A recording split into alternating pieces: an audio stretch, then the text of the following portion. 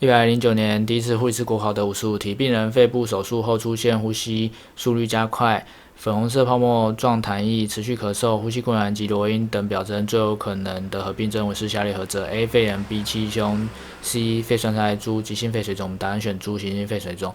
主要这个关键字就是粉红色泡沫状痰因为急性肺水肿它会让我们的肺那边的微血管容易破裂，破裂就容易有粉红色泡沫状痰液这样子，再加上它有罗音罗音也是跟我们肺水肿有很大的关系，持续咳嗽、呼吸困难跟我们的肺水肿都有关系，所以我们答案选猪。